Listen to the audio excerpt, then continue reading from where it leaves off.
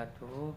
Saya Nana Sutrisna, jurusan Teknologi Pengolahan Hasil Perikanan, Sekolah Tinggi Perikanan. Saya akan menjelaskan tentang kondisi dan regulasi keamanan pangan. Apa aja sih yang akan saya jelaskan? Yang saya jelaskan pertama adalah pendahuluannya. Bagaimana saya akan mengambil tentang keamanan pangan ini. Lalu yang kedua adalah sistem manajemen keamanan pangan. Yang ketiga, kondisi industri. Yang keempat adalah regulasi keamanan pangan. Yang pertama adalah pendahuluan. Pendahuluan itu apa sih isinya? Keamanan pangan telah menjadi keprihatinan dunia. Kenapa menjadi keprihatinan dunia? Karena ratusan juta manusia telah menderita penyakit menular dan tidak menular karena pangan yang tercemar. Itu menurut FAO dan WHO tahun 1992. Yang kedua adalah deklarasi dunia memperoleh pangan yang cukup, bergizi, dan aman dikonsumsi adalah hak setiap orang. Yang ketiga, kemajuan iptek juga mempengaruhi perubahan gaya hidup konsumen dan dunia perdagangan semakin maju sehingga industri pangan semakin meningkat dan jenis pangan yang semakin beragam. Yang kedua adalah masalah utama keamanan pangan. Masalah utama keamanan pangan itu meliputi cemaran mikroba, cemaran kimia, pendaya gunaan bahan berbahaya, dan penggunaan BTP yang melebihi ambang batas.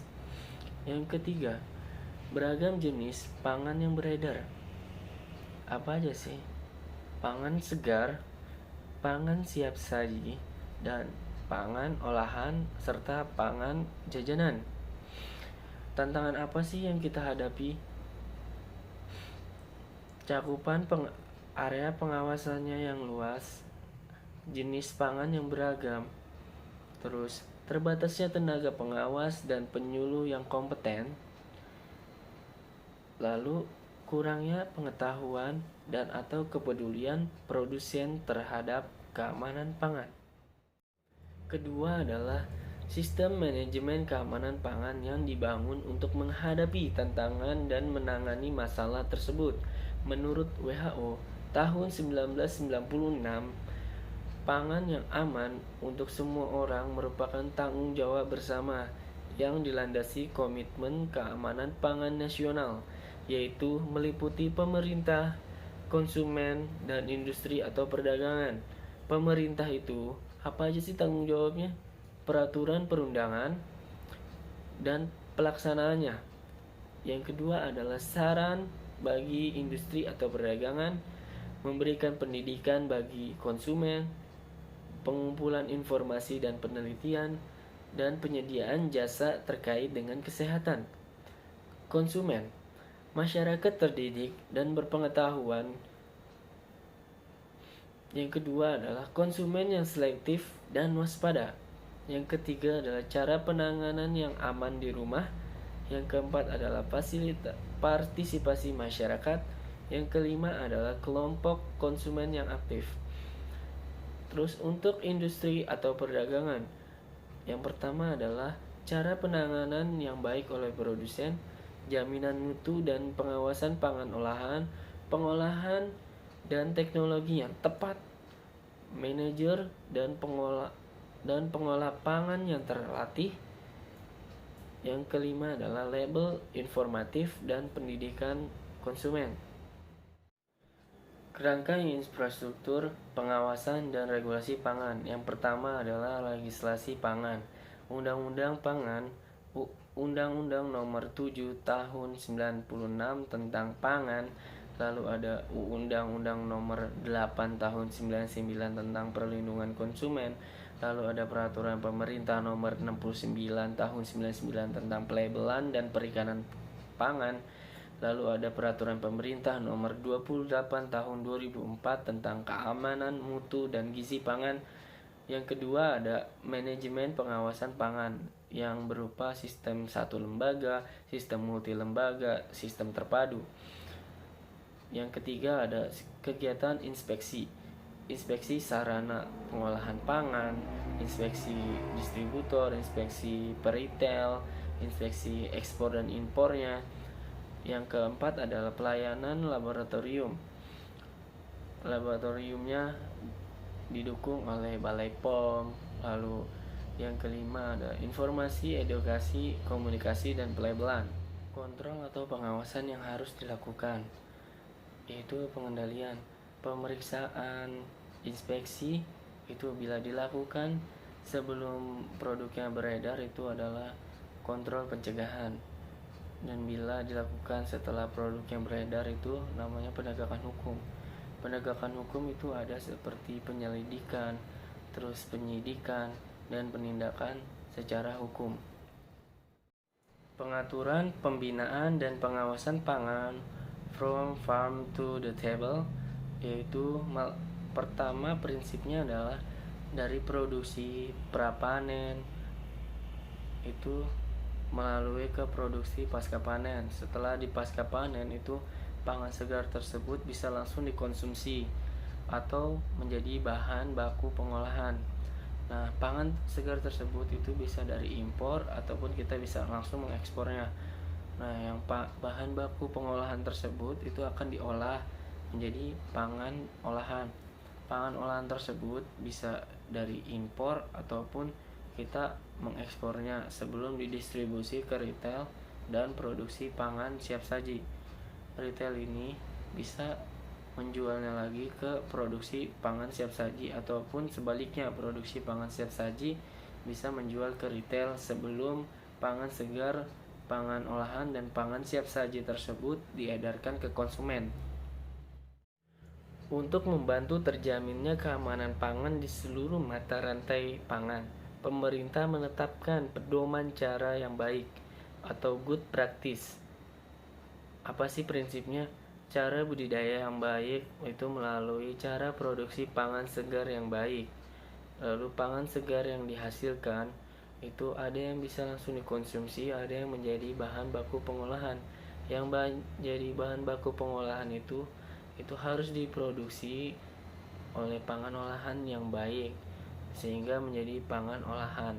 Pangan olahan tersebut akan didistribusi harus dengan cara yang baik pula. Lalu didistribusinya ke retail pangan yang baik dan ke produksi pangan yang baik itu menggunakan cara-cara yang baik pula. Sebelum pangan segar, pangan olahan, dan pangan siap saji tersebut diedarkan ke konsumen. Pengawasan pangan. Adapun yang berwenang dalam mengawasi pangan tersebut adalah Kepala Badan POM, yaitu mengurusi MD dan ML.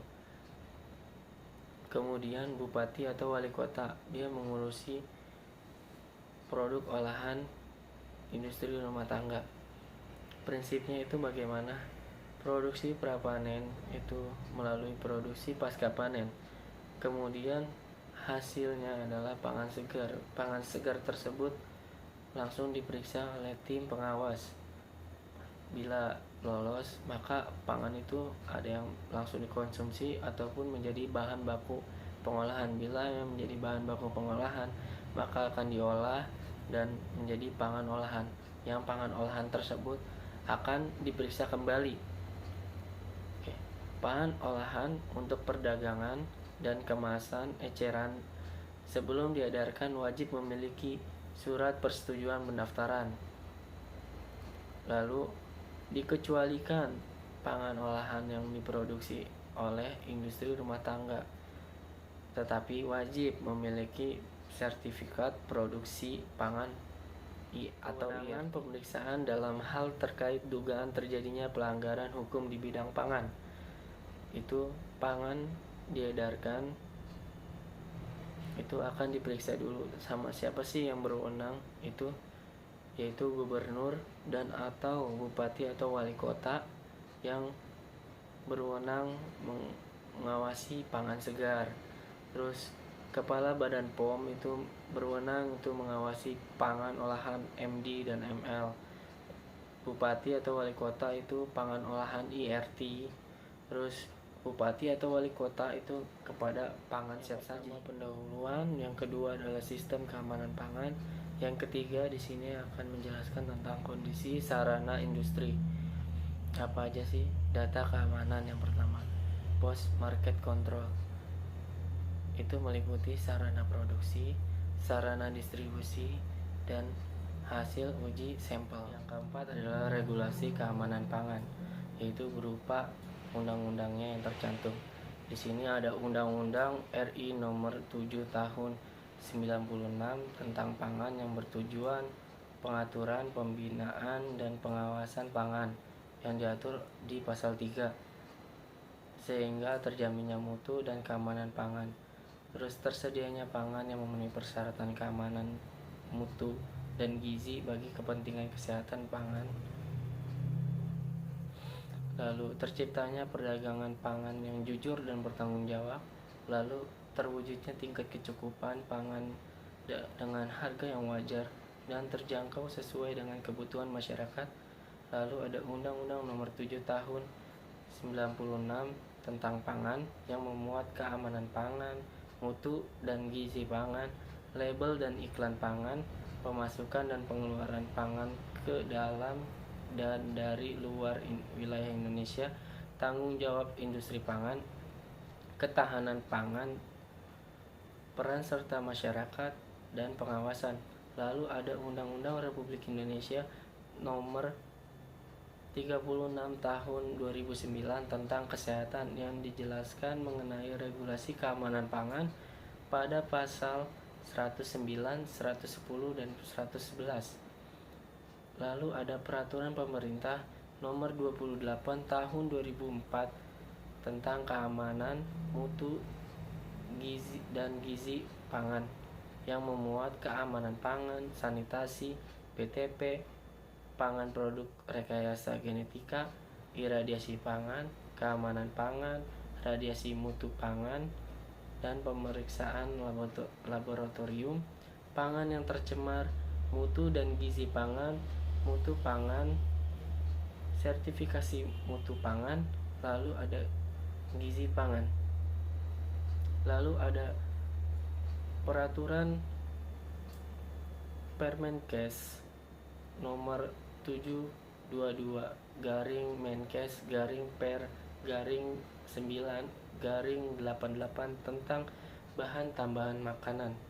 Lalu ada Permenkes Nomor 722 garing Menkes garing Per garing 9 garing 8 pada pasal 2 ayat 2. Lalu masih banyak lagi regulasi lain yang menjelaskan tentang keamanan pangan. Sekian dari saya penjelasan tentang regulasi keamanan pangan. Wassalamualaikum warahmatullahi wabarakatuh.